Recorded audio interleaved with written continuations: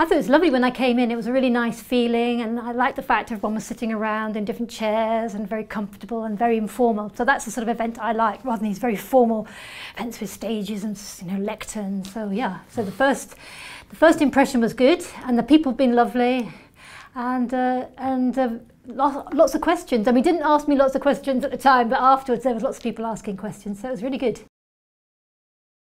The trouble about social learning, it's the concept of social learning has been sort of hijacked, I would say, by the Learning and Development Department, you know, as to mean something which is, you know, learning with others in courses and so forth in very formal environments.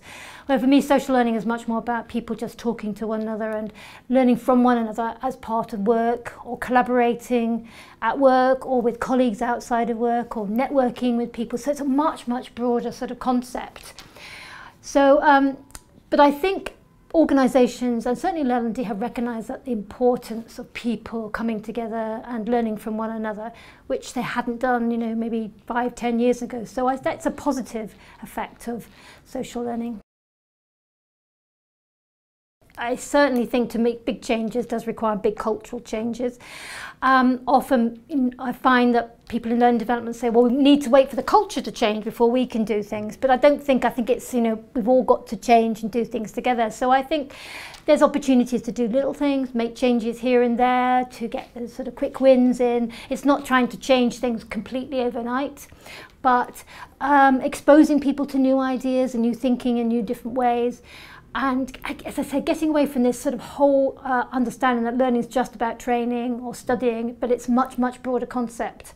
And you can only do that through helping people see that, you know, what they're doing at work is learning, and that's learning is an integral part of everyday life. So it's just about changing behaviours and attitudes over time, I think.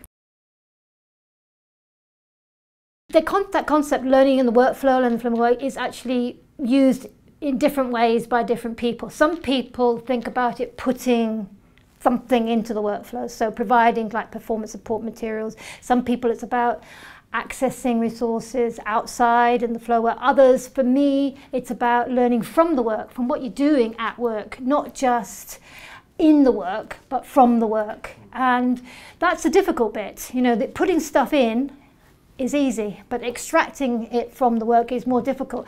So that's why it needs, and I couldn't spend too much time on this today, unfortunately, but it requires managers and learn development people, helping people spend time reflecting and trying to get the most out of their daily work experiences.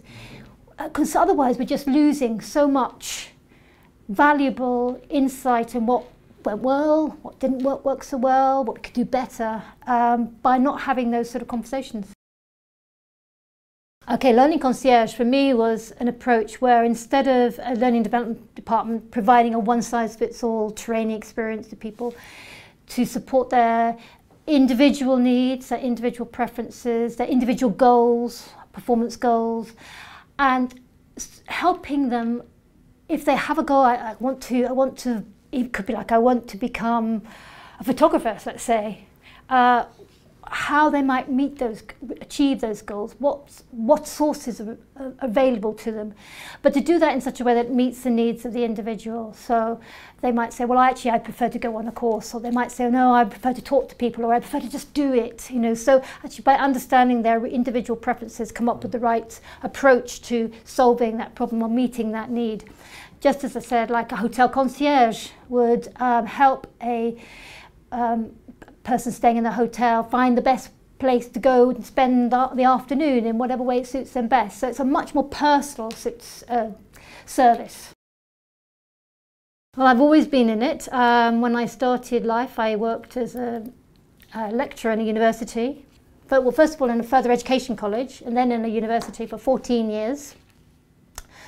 And after that, when the web arrived back in the 90s, I realised there was a place for me to help organisations understand how the web could help with learning and development. So about late 90s, I moved into sort of workplace learning, corporate training as it was then, help people set up their sort of online learning activities back then. But since that time, I've worked with more and more organisations who want to sort of take a step forward.